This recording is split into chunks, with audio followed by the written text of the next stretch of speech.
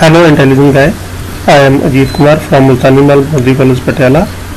Today we shall be discuss Nielsen's onion model. Nielsen's onion model is used to explain the basic elements of artificial intelligence and basic application areas of AI as given by Nielsen. So this is called onion model because its shape is like the onion. That is, there are layers in this model like the onion. The internal shell of this model represents the basic elements of AI and the outer shell represents the application areas of AI. So according to Nielsen, there are four elements of the artificial intelligence.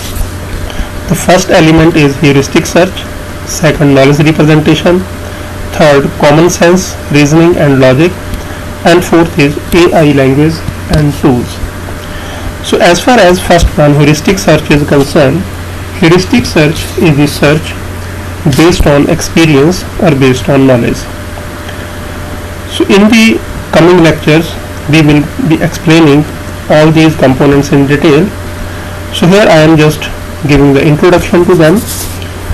So heuristic search is the search based on knowledge so that we can avoid the exhaustive search to solve the problem in less time.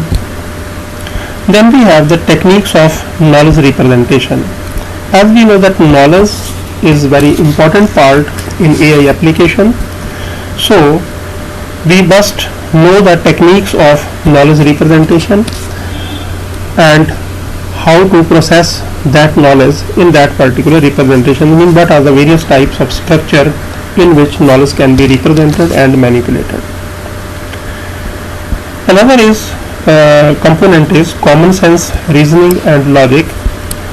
So common sense, reasoning and logic is used to process the knowledge to get new facts out of it. Then if we have certain facts stored in the knowledge base, then these facts can be manipulated to infer new knowledge. But how this can be done? So this is based on the reasoning and logic. And last component is the AI language and tool. So there are large number of languages or programming languages which can be used to develop the artificial intelligence applications. So common languages are Lisp and Prolog. There are certain tools which can be directly used to develop the AI applications that will be discussed in the coming lectures. According to Nielsen, there are main four application areas of AI. One is the natural language processing. So natural language processing, first of all, what is natural language? Natural language is the language in which human beings communicate. So this means like English, Hindi, Punjabi, Chinese, all these are the natural language. Since as a human being we are familiar with the natural language, so any AI system, any AI computer should be able to understand and process natural language. Second major area is the computer vision. As human being we can see the things and interpret the visual scenes. So same capability we want the machine to have. So a computer should have vision so that he can see the things and interpret them just like a human being. Another major application is the expert system. Expert systems are the applications of AI which are used in a particular application. For example, if we have a diagnostic expert system that can be used to diagnose ailment in medical science. We can have management expert system, production expert system. So these expert systems are specific for a particular application.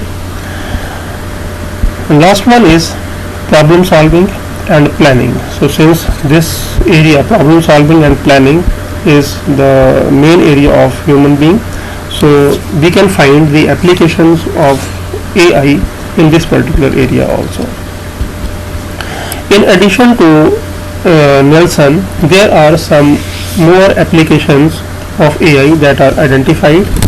So in the different field of life, so one is the area of computer science, in which we have different kind of application of AI for even graphical user interface, speech interface and search engines. Second is in the finance. In finance we have the trading applications and electronic fund transfer. Then we have hospital and medicines. In hospital medicines we have clinical decision support systems. As I have already told you that there are expert systems that can be used to diagnose the elements.